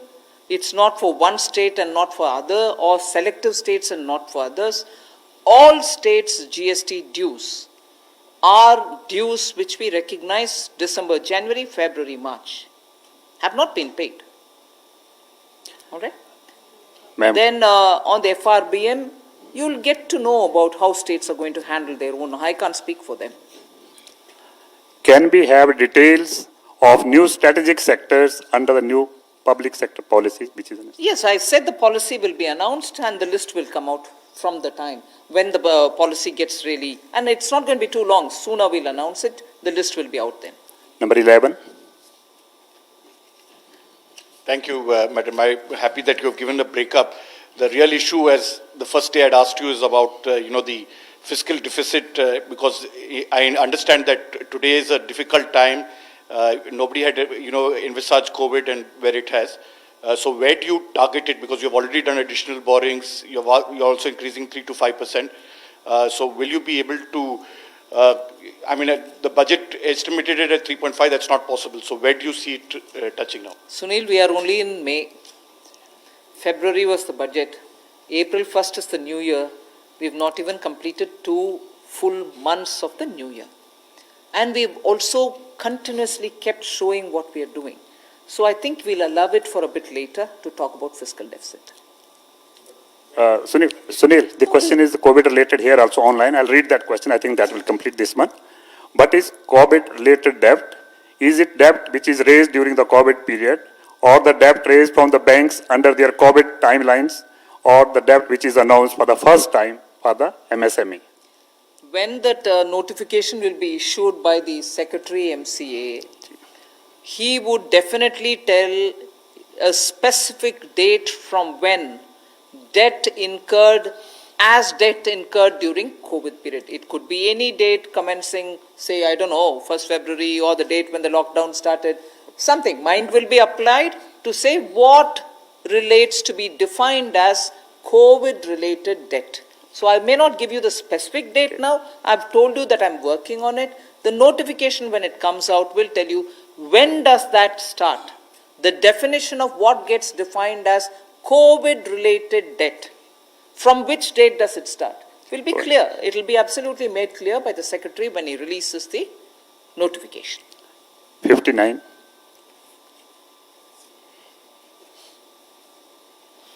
Ma'am आनंद हूँ India TV से। सवाल ये कि जब ये प्रवासी मजदूर जो जा रहे हैं ये अपने घर जब पहुंच जाएंगे तब ये पीडीएस से राशन ले सकेंगे या फिर मनरेगा पे काम कर सकेंगे। लेकिन हम अब आप लोगों ने भले ही ट्रेन चलाई हैं, कई जगह बसें भी चलाई गई हैं, लेकिन अभी भी हज़ारों मजदूर जो है वो रास्ते में हैं। तो इनको अभी तात्कालिक जो आप लोग अनाउंस करें इसका फ़ायदा कैसे मिलेगा? कांग्रेस तो यहाँ तक कह रही है कि अगर केंद्र सरकार इन मजदूरों को घर तक नहीं पहुँचा सकती है तो हमें वो बसें चलाने की अनुमति दे, हम इनको घर तक पहुँचाएंगे। मैं एक मिनट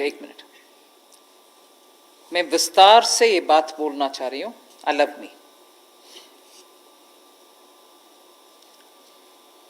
प्रधानमंत्री जी पहले बात बोले कि स्टेट जहां हो आप वहां रहिए, और हम we have been giving all kinds of assistance as much as possible, not really ideally कितना हो सका, कितना संभव वो उतना करते आ रहे हैं। और ये भी अरेंजमेंट किया गया था कि स्टेट्स में जहां है वो उनको उधर खाना और रहने का कुछ व्यवस्था हो। उसमें गुरुद्वारे, चैरिटेबल ऑर्गेनाइजेशन सब भी शामिल हुए। Then came a time when the center and the state spoke to each other and said, ठीक है, अभी माइग्रेंट्स को उनके अपने घर तक जाना है तो हम ट्रेन का सुविधा करेंगे। स्टेट्स बहुत सारे कोऑपरेट कर रहे हैं, सब कोऑपरेट करने के लिए कोशिश कर रहे हैं।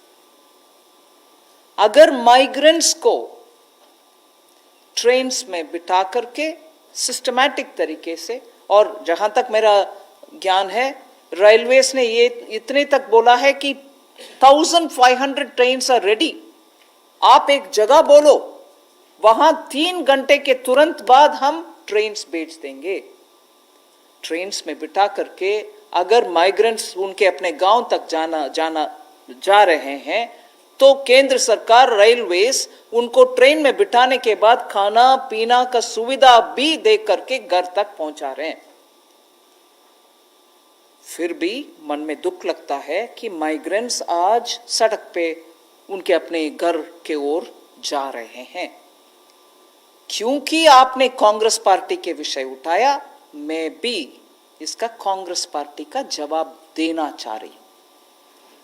क्यों उनके अपने अपने राज्य सरकार जहां भी है और ट्रेन मंगवाएं और माइग्रेंट्स को उसमें बिठाएं और माइग्रेंट्स को इतने सुविधा के साथ, सुविधा काफी नहीं है फिर भी सुविधा के साथ उनके घर तक पहुंचाने के लिए उनके अपने राज्य को, जहां कांग्रेस के सरकार हो या जहां उनके स्नेह पार्टीज हैं, अलायंस पार्टीज हैं, उनके पास बात करके उनके साथ कोऑपरेट करके और ट्रेन मंगवाएं और माइग्रेंट्स को ट्रेन में बिठा करके उनके अपने घर भेजें। ना कि जब वो दुख के साथ पैदल जा रहे हैं उनके टाइम बर्बाद करते हुए उनके पास बैठ करके बातचीत करना। उससे बेहतर होगा उनके साथ पैदल जा करके उनके बच्चे को, उनके सूटकेस को साथ कैरी करके बात करते चलते। दुख के साथ कह रही हूं इस बात को, आराम से बोल सकते हैं। उनके अपने स्टेट्स को क्यों नहीं बोलता है कांग्रेस पार्टी? और ट्रेन लो और ट्रेन मंगवाओ सेंट्रल गवर्नमेंट से, उनमें उन माइग्रेंट्स को बिठाओ। ना कि क्योंकि कांग्रेस पार्टी बोलते हैं ये ड्रामाबाज हर दिन। मैं अभी उन्हीं के शब्दों को उपयोग करना चाहती हूं। ड्रामाबाज है। कल जो हुआ माइग्रेंट को उनके रास्ते पे चलते हुए बगल में बैठ करके बातचीत करने का, वो समय है क्या? वो ड्रामाबाज नहीं है क्या? मैं ऑपोजिशन पार्टी को हाथ जोड़ करके विनम्रता से कहना चाह रही हूं, माइग्रेंट्स का विषय में हम सब साथ होकर के काम करना है। दुख लग रहा है, दुख हो रही है, पूरे देश में दुख के साथ लोग बात कर रहे हैं क्या हालात हो गया है हमारे माइग्रेंट्स को। इतने सारे स्टेट्स के साथ कोऑपरेट करते हुए स्टेप्स जब हम ले रहे हैं, ये क्या तरीका है? जैसे कि उनके राज्य में माइग्रेंट्स का पूरे सुविधा हो रही है, बाकी सब में नहीं हो रही। ये क्या है पॉलिटिक्स बनाना? हाथ जोड़ करके मैं कांग्रेस पार्टी के अध्यक्षा सोनिया गांधी जी से मांग रही हूं, let us speak responsibly. Let us deal with our migrants more responsibly. I'm sorry. Number 9. Very good afternoon, ma'am. Ma'am, 2-3 quick questions. It's almost like a new disinvestment policy, if you can say it in broadly. You mentioned about the sectors in which the PSCs will be limited up to 4 max in strategic areas. So would this also cover banks, ma'am, at some point in time? Sorry. Ma'am, second also, ma'am, we have... I think restrict to one because the large number of the one people question, are waiting. just one question. Ma'am, Restrict to also one. the additional state borrowing limit, ma'am. But as of now, if you look at the announcements, in case the states are not able to meet those other terms and conditions, so actually at this point in time, it's additional 0.5%, ma'am. I fully take your point that they need additional funds. But it's also an opportunity. After all, what we are asking of them, we are giving unconditionally 0.05. What we are asking of them is only going to help their own people. One nation, one ration card. Who will have an objection to fulfill that, ma'am? And at a district block level, if there are steps to be taken for small units, which are all, having compliance problems, we call it grandiose ease of doing business. But they are going to help their own citizens who are at the block level trying to do some business. Urban local bodies and their revenues. can be better managed. Power sector reforms, right, thank you. Power sector reforms. You saw the way infusion of capital is happening? 90,000 crores is given for nothing, is it? No. We want unbroken supply of energy, electricity. If power companies can have a better management of their monies, if receipts are honored in time, these are things which are going to eventually help the poor farmers, for whom many states have given free electricity. After all, we don't want that to be disrupted. So we are not even getting into the way of doing, we want you to do this way. No, these are commonly accepted beneficial steps for the poorest of the poor. So technically, I can't see any state having a problem fulfilling it, because all of them commit to it anyway. So we are only incentivizing them by, and more importantly, let me tell you, these are not our figment of our imagination. Many of the recommendations of committees, Somanathan will correct me, Finance Commission has also told, please can the states be told to carry forward reforms. So these are not impossible steps that we are asking, very realistic, very practical to help the common people. 116. Ma'am नमस्ते, मैं शैलेश हूँ A9 news agency से।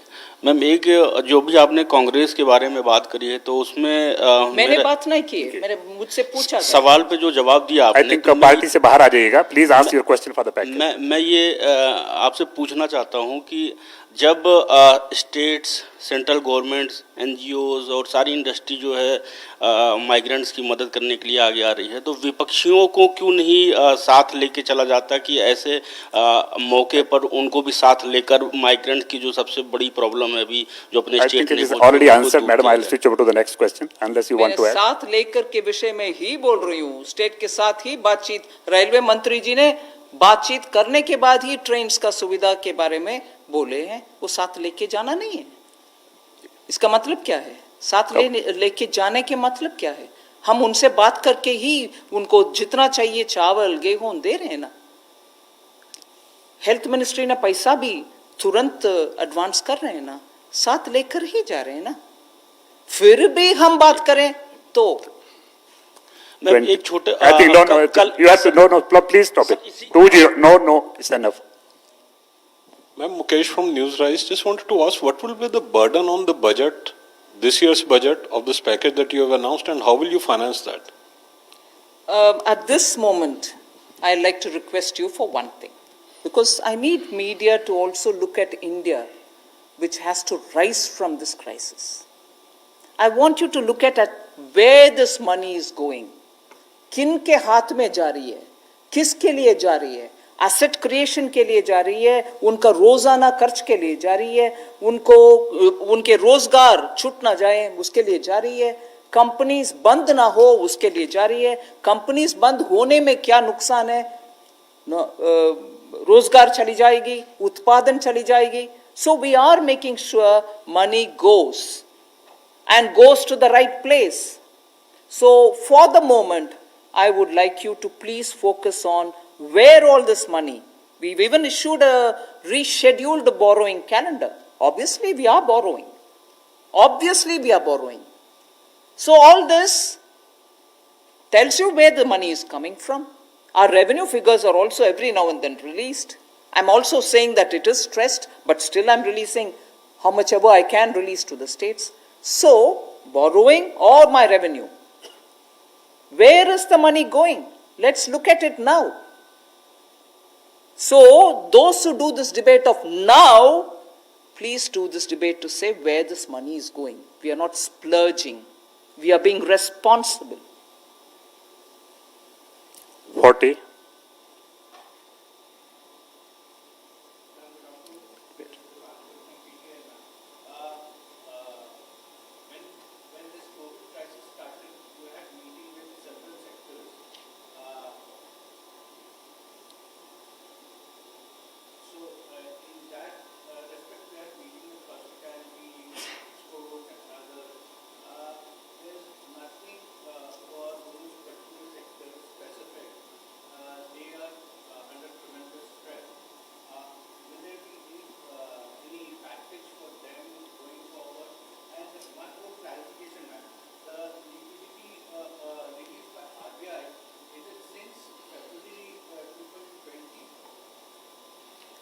I'd like to first of all tell you that if you're going to look at only A, B, C sector-wise, you might ask me, why not this sector, why that sector? But the way in which we have tailored it, anybody belonging to these categories of, business description, MSME, or those who are in certain kind of term loan arrangement, or those who have already got into stress situation, a partial guarantee and so on. We are tailoring it in such a way that makes sure that all of them in some or the other way get covered. So if you ask me by name of one particular activity, you can always give me a carve out and say this particular has been left out. No, we've done enough work to cover all sectors. 252. पीछे है मेरा पीछे. All right. For the RBI, yes, you're right when you say the timing. But I just want to say, if you recall, the RBI was reacting much earlier to the COVID crisis as compared to some other countries. So I think it was not because they just wanted to do it, but it was on account of the COVID crisis that they started acting very fast.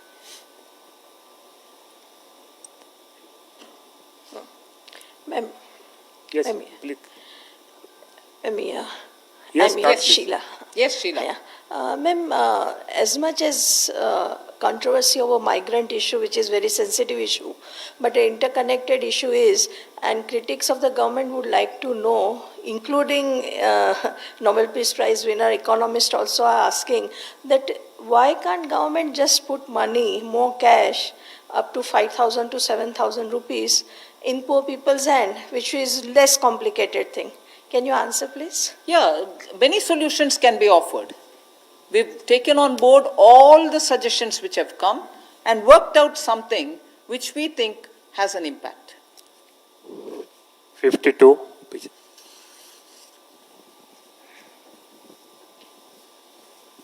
Ma'am मैं जी media से राजीव कश्यप हूँ ma'am. ये आपने जो package announcement किया है ma'am, उसमें जो माइग्रेंट्स हैं उनके लिए भी काफ़ी अनाउंसमेंट किया है और एक तरफ इंडस्ट्रीज़ के लिए भी किया है, लेकिन अब दूसरी तरफ जो मनरेगा में जो लोग वापस माइग्रेंट जा रहे हैं उनके लिए भी काम भी दिया है और पैसा भी बढ़ाया है।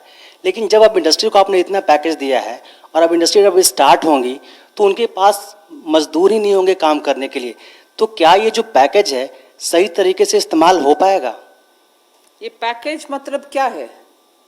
उनके हाथ में पैसा दे करके बिठा रहे हैं क्या? नहीं ना। उनका स्ट्रेस जो कोविड के वजह से हुआ है उससे बाहर आने के लिए नया उनका रॉ मटेरियल खरीदना, नया, क्योंकि जितने भी काम करने वाले उनके पास है उनसे बिजनेस चलाना, जब चाहिए जब माइग्रेंट आएंगे या तो कोई नया वर्कर आएंगे उनके साथ उनके काम चलाने के लिए मदद एक्सटेंड कर रहे हैं। सो उससे उनका फायदा नहीं है, ये असम्पशन गलत है। 29. मैम मैं मोनिका जी मीडिया से। मैम मेरा सवाल है कि आपने कहा कि एडिशनल 40,000 करोड़ रुपीस जो हैं वो मनरेगा में जाएंगे और that will benefit 300 crore people. तो मैम अगर हम 300 mandates, I think that was 300 crores per day. So if we calculate it with 202 rupees, it comes out to 300 crore man days. That's man days. And that's the Not total person. man days. Okay ma'am another clarification, states जो हैं वो centre से क्यों मदद ले रहे हैं? क्योंकि जैसा स्लाइड के हिसाब से उसमें था कि 86% जो है ऑलरेडी अनयूटिलाइज्ड अमाउंट है बोरोइंग का, तो उस पर मैं क्लैरिटी चाहूँगी। Sorry. You'll have to ask them. I don't know why they have not borrowed it. 22. Ma'am, Girish from Mint. My question is a follow-up question to what Dipankar had asked. Ma'am, while the reforms would definitely bring medium to long-term dividends, one challenge that businesses are facing now is, difficulty in paying wages because they have lost more than 50 days of, sales. Is there anything on the pipeline? Keeping that in mind is where some of the schemes where we have asked banks to give additional working capital, additional term loans, so that they can make sure that much will be used for that, and that those additional term loans and those additional working capital are being given without new collaterals being asked, new securities being asked. So for the existing collateral, they will be given additional facility. So each one of them can avail. And in fact, the approach with which banks have got to be dealing with it is, I've used it as an expression in my presentation, automatic. So anyone who approaches the bank can get it. The banks will only have to say, no, I've not given to this particular business house because they didn't want it. Small, medium, nano, micro, big, for all of them. We are saying let them approach, you give it immediately, or else you go give them a phone call. Ask them if they want. And if only the company says, no, I don't want it, the bank will keep quiet. And I shall be reviewing it. The Secretary Banking is sitting, I shall be reviewing it literally on a weekly basis. We want to ensure that unless a company says, no, I don't want it, leave me, we will give it to whoever needs it. So that's the difference between, yes, they will have problem with paying wages, we are trying to help them out. Number 5, right, Ma'am, right regarding side. this migrant labor train. Please use mic just near us. Yeah. Regarding this migrant labor train journey, actually you have said that 85% ticket charge paying by sender and 15% by state government. Really, it was entire amount paid by migrant laborers only. So, is there any confusion in this? Why? Why would the entire amount be paid by the migrant? No, actually, in Kerala and Tamil Nadu, and actually they are paying entire amount for ticket. I'm not sure. I don't want to say you're saying something not true. I'm not saying that, but I'm not sure where this information comes from. That's not right. Even before the state is asked to request for a train, it is made absolutely plain that state governments will have to bear only 15%, 85% is borne by the center. And after the migrant gets into the train, irrespective of the destination that he has to go and reach, he is given food and water and everything else. So one more thing, ma'am. No, please just stop. I want you to be clear. Next is... 1 minute. I want you to be clear. I'm putting forth Government of India's position, which is not conflicted by anybody else. Maybe trains were not requested. That's a different story. But to tell me that 100% the ticket has been borne by the passenger, the migrant worker, I will request you to please tell me where this information has come from. I'd like to correct if it is wrong. Or I'd like to check up how it was collected from any migrant worker. It shouldn't have been collected at all from any migrant worker. But if you're saying it, I'll definitely like to go to say where this is emanated from. And if it has truly been collected from a migrant worker, we need to know it. I'll request you to give me some information, please. If it is correct. 104. Ma'am मैं मनीष झा हूँ TV9 Bharatvarsh से और चूंकि आपने कहा कि इस series में आपकी आज लास्ट प्रेस कॉन्फ्रेंस है और मेरा सवाल ये है कि आप खुद ही बहुत सेंसिटिव फाइनेंस मिनिस्टर हैं, एक माँ भी हैं, जब आप सड़कों देखती हैं कि लाखों महिलाएं छोटे छोटे बच्चे के साथ जा रही हैं जिनको नहीं पता कि नेक्स्ट 48 आवर्स में वो खाना देकर अपने बच्चों को जिंदा रख पाएंगे। अभी एक महिला कह रहा है कि उनके पति की मृत्यु हो गई और वो फूट फूट कर रो रही है। ऐसे में आपको लगता है कि जो कुछ आपसे कर सकती थी, जो बन सकता था, वो सब आपने किया, कोई कसर छूटा नहीं है? मैं पहले ही इसको मान चुकी हूँ। ऐसे हालात में जितनी भी करो वो कम है। जितनी भी, मैं नहीं, कोई भी, जितनी भी करो वो कम है। इसीलिए मैं इस चर्चा पे मैं ज्यादा की हूँ, कम की हूँ, इस बहस में नहीं पढ़ना चाह रही हूँ। I can't see what is adequate. कितने भी करो वो काफी है क्या? बिल्कुल नहीं। इसीलिए मैं मान रही हूं कि एकदम दुख की बात है और इसीलिए मैं मांग रही हूं आपके द्वारा कोई इसको पॉलिटिक्स ना करें जी। हमारे देश में थोड़ा मन में ये रहम रखना चाहिए। हम सब मिल करके ऐसे हालात को निपटने के लिए कैसे विद डिग्निटी उस वर्कर को हैंडल करें, हम इसके ऊपर सोचें, ना कि तू मैं। Last question, 25.